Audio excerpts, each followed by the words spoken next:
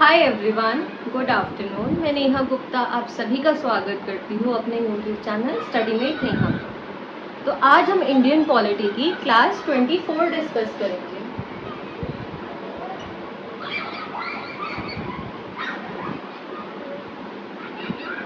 तो दोस्तों, जो पिछली की 3-4 या 5-6 क्लासेस थी, मुझे नहीं याद, उसमें हमने सिटीजनशिप के बारे में बात करी कि इंडिया में सिटीजनशिप के क्या क्या प्रोविजंस हैं।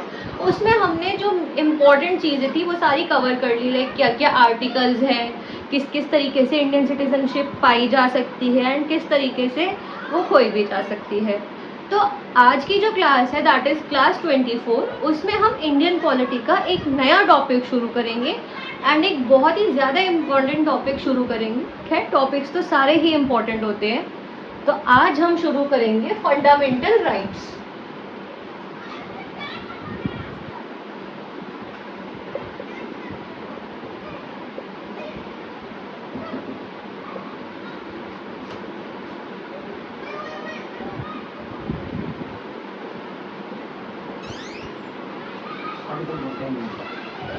जब हम फंडामेंटल राइट्स की बात करते हैं तो सबसे पहले तो आप इसकी लाइक वर्ड डिवीजन ही देखो। फंडामेंटल का क्या मतलब होता है? इम्पोर्टेंट।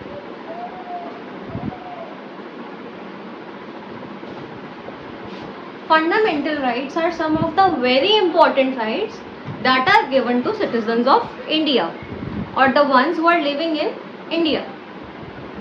हमने कॉन्स्टिट्यूशन की बात करी थी ना कि कॉन्स्टिट्यूशन में अलग अलग पार्ट्स बने हुए हैं, उनमें अलग अलग आर्टिकल्स है जो अलग अलग प्रोविजंस के बारे में बात कर रहे हैं। तो जब हम फंडामेंटल राइट्स की बात करते हैं तो ये पार्ट 3 ऑफ द कॉन्स्टिट्यूशन में मेंशन्ड है। एंड कौन से आर्टिकल फंडामेंटल राइट्स के प्रोविजन को कवर करते हैं? Article 12 to 35। आर्टिकल 12 to 35 अलग अलग तरीके के फंडामेंटल राइट्स को डिस्कस करते हैं। पर जो आज की क्लास है, आपने एक पैटर्न देखा होगा, जो भी हमारा नया टॉपिक शुरू होता है हम उसकी सबसे पहली क्लास एक सिंपल क्लास रखते हैं, इंट्रोडक्टरी क्लास रखते हैं, जिसको ध्यान में लेकर हम आगे की चीज़ें समझ पाए। तो आज की क्लास भी आपकी एक इंट्रोडक्टरी क्लास ही है और आज हम ये देखेंगे ये फंडामेंटल राइट्स का सिंपली मतलब क्या होता है और उनके अलग अलग क्या फीचर्स होते हैं। सबसे पहले तो हमने ये देख लिया फंडामेंटल का मतलब क्या होता है, इंपॉर्टेंट। तो जो फंडामेंटल राइट्स है they are very important to Indian citizens and they are mentioned in part 3 of the Indian Constitution and Article 12 to 35 covers the various aspects of fundamental rights। उसके बाद हम ये देखते हैं कि fundamental rights are so important कि जो Indian constitution है उसमें अलग से ही प्रोविजंस लाइक दिए हुए हैं। जो ये आर्टिकल 12 to 35 है, पार्ट 3 का अलग से ही पूरा चैप्टर बनाया गया है फंडामेंटल राइट्स के ऊपर एंड उन्हें कैसे प्रोटेक्ट करना है। एंड अगर समय के साथ ज़रूरत पड़ती है, सिचुएशन के साथ ज़रूरत पड़ती है कि उनमें अमेंडमेंट्स लाई जाए, क्योंकि fundamental rights they are not absolute in nature. They are not absolute in nature या फिर दे आर नॉट रिजिड। ये दोनों चीज़ों में से ऐसा कुछ भी नहीं है फंडामेंटल राइट्स।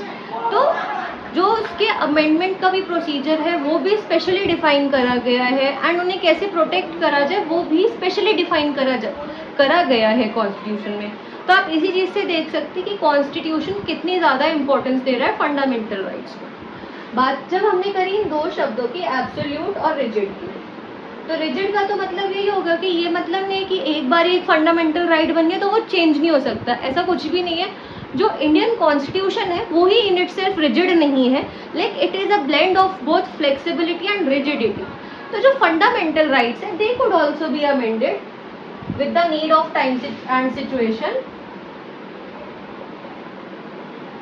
एंड जब आप एब्सोल्यूट की बात करते हो तो these are not absolute in nature. इनका मतलब ये नहीं है कि इन्हें कर्टेल नहीं करा जा सकता या फिर इनको लिमिट नहीं करा जा सकता। इनको बिल्कुल कर्टेल और लिमिट करा जा सकता है, पर किस बेसिस पर इनको कर्टेल करा जा सकता है कि किसी एक का राइट किसी दूसरे के राइट को वायोलेट ना करे। तो ये इसी बेसिस पर कर्टेल और लिमिट भी करा जा सकता है। ये तो हो गया एक बेसिक सा इंट्रो। अब हम ये देखते हैं कि ऐसी कौन कौन सी चीज़ें थी, like what were the various things that developed a genesis, जिन्होंने एक हिस्ट्री बनाई किसकी, फंडामेंटल राइट्स की जेनेसिस, या फिर वो किस चीज़ों से इंस्पायर हुआ, कि कौन सी चीज़ देखकर हम इंडियंस को भी लगा कि हाँ हमें भी फंडामेंटल राइट्स अपने कॉन्स्टिट्यूशन में डालने चाहिए। तो इसके ब्रॉडली आप 4 सोर्सेज समझ सकते हैं। मैं इसको एक बार ही इरेज कर देती हूँ, इंट्रोडक्शन को जो वर्ड है ये, इसमें मैं छोटा छोटा सा लिख देती हूँ। सबसे पहले क्या हो गया, इंग्लैंड का जो बिल ऑफ राइट्स था,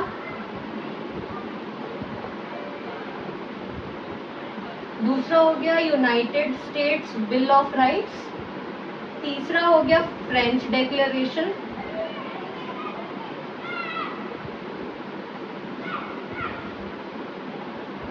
और चौथा हो गया, ये मैं एक बार ही यहीं पर ही लिख देती हूँ, चलो, एक मोतीलाल नेहरू कमेटी बनाई गई थी इंडिया में, वो बनी थी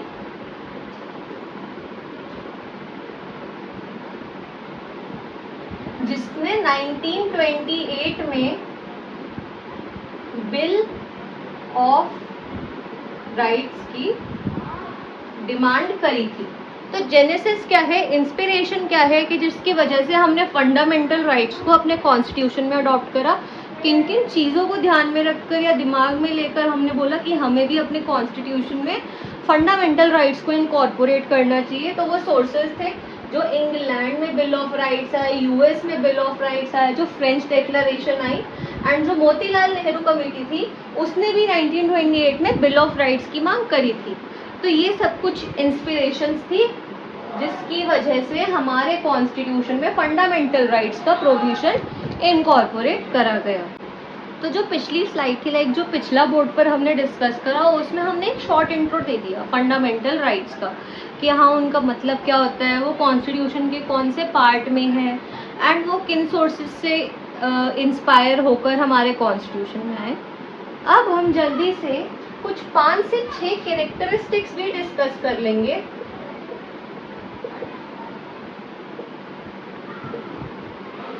कैरेक्टरिस्टिक्स ऑफ फंडामेंटल। अब हम कुछ ऐसी 5 से 6 कैरेक्टरिस्टिक्स भी डिस्कस कर लेंगे फंडामेंटल राइट्स की, जिससे आपको ये टॉपिक बिल्कुल क्लियर हो जाए कि फंडामेंटल राइट्स का मतलब क्या होता है।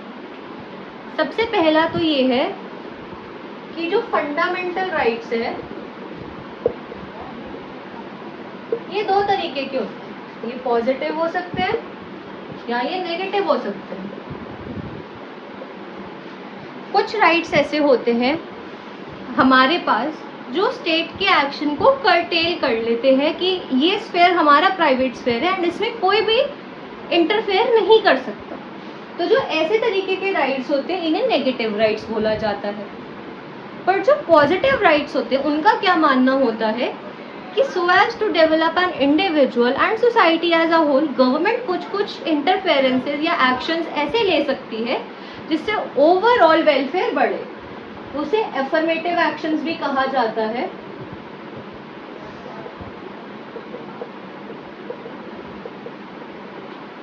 तो जो फंडामेंटल राइट्स होते हैं वो नेगेटिव और पॉजिटिव दोनों तरीके के होते हैं। उसके बाद हम ये देखते हैं, लाइक एक ये तो हो गया कैरेक्टरिस्टिक्स। जो दूसरा डिस्कस कर रहे हैं वो मेरी गलती हो गई, वो मुझे सबसे पहले बोलना चाहिए था, बट कोई नहीं, ये ज़्यादा इम्पोर्टेंट है, आप इसको पहले कैरेक्टरिस्टिक में भी लिख सकते हैं कि कुछ राइट्स ऐसे होते हैं कि जो सिर्फ सिटीजन्स के लिए ही होते हैं, ओनली फॉर सिटीजन्स।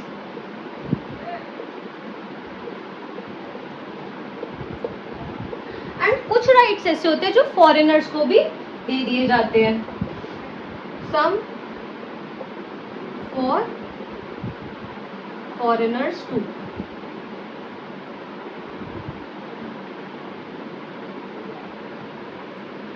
उसके बाद हम ये देखते हैं, या हमने पहले भी डिस्कस करा था कि these are not absolute in nature, ये एब्सोल्यूट नहीं है, इन्हें कर्टेल करा जा सकता है। और वो किस बेसिस पर करा जा सकता है कि हमारा राइट किसी दूसरे के राइट को, सेम राइट को वायोलेट ना करें। उसके बाद हम ये देखते हैं कि जो फंडामेंटल राइट्स है, these are justiciable in nature. Justiciable से आप क्या मतलब समझते हैं कि जो फंडामेंटल राइट्स है वो कॉन्स्टिट्यूशन में मेंशन्ड है, ये हर एक इंडियन सिटीजन को गारंटेड मिले हुए ही है।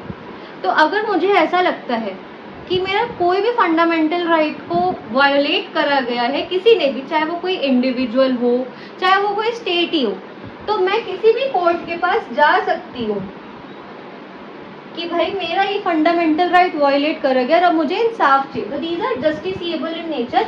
एंड मोर ओवर आप क्या देखते हैं कि आप डायरेक्टली सुप्रीम कोर्ट पे भी अर्जी लगा सकते हैं। आप, ये जरूरी नहीं कि पहले आपको किसी डिस्ट्रिक्ट कोर्ट में जाना है, अपने स्टेट के हाई कोर्ट में जाना है, आप सीधा सुप्रीम कोर्ट को भी अप्रोच कर सकते हैं कि my fundamental rights they have been violated and now I need justice. And जो सुप्रीम कोर्ट है वो खुद को गारंटियर एंड डिफेंडर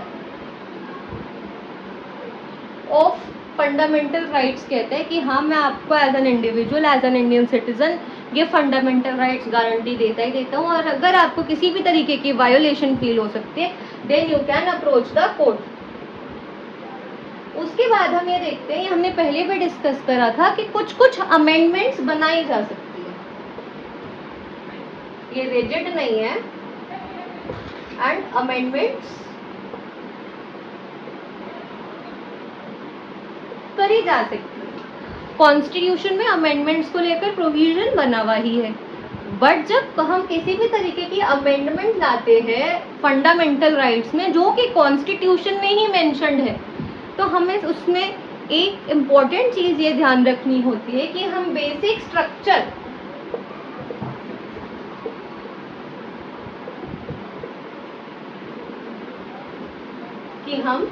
कॉन्स्टिट्यूशन के बेसिक स्ट्रक्चर के साथ कोई छेड़खानी नहीं कर रहे हैं। अगर हम कॉन्स्टिट्यूशन के किसी भी बेसिक स्ट्रक्चर के साथ छेड़खानी नहीं कर रहे, like if we are not interfering with the very essence of the constitution जिस पर वो बिल्डअप है, तो हम कोई भी अमेंडमेंट लेकर आ सकते हैं। But if it feels like कि इससे बेसिक स्ट्रक्चर में कुछ फर्क आ सकता है, तो वो अमेंडमेंट पास नहीं होगी। तो यही कुछ 5-6 कैरेक्टरिस्टिक्स थे या फीचर्स थे आपके फंडामेंटल राइट्स के। इससे पहले हमने ओरिजिन की बात कर ली, इंस्पिरेशन की बात कर ली, एंड जनरल मीनिंग की भी बात कर ली। तो आज की वीडियो यही थी आपकी इंडियन पॉलिटी की क्लास 4। एंड इस वीडियो में मैं ये भी मेंशन करना चाह रही हूँ कि अभी 4-5 दिन से मैंने अपनी कोई भी हिंदी की वीडियो नहीं डाली है क्योंकि I am a bit busy. तो मैं इंग्लिश की वीडियोस तो किसी हिसाब से मैनेज कर पा रही हूँ, but I really like to apologize कि मैं वो नहीं अभी उस पर ध्यान दे पा रही हूँ। तो इसके लिए मैं ये सोच रही हूँ कि मैं कॉम्पनसेटरी क्लास ही बना दूँ। लाइक जैसे आपने मेरी क्लासेस की ड्यूरेशन देखी है, लाइक 10 मिनट, ज़्यादा से ज़्यादा 15-20 मिनट। मैं ये सोच रही हूँ कि मैं थोड़े ज़्यादा टॉपिक्स लेकर एक क्लास थोड़ी लंबी बना दूँ 30-40 मिनट की, जिससे थोड़ा कॉम्पनसेट हो जाए इन 3-4 दिनों का। तो यही थी आज की वीडियो। एंड अगर आपको कंटेंट एंड वीडियोस अच्छी लग रही हो, रेलिवेंट लग रही हो, तो आप प्लीज़ इसे अपने फ्रेंड्स एंड फैमिली के साथ शेयर करें एंड चैनल को भी सब्सक्राइब करें। Thank you so much.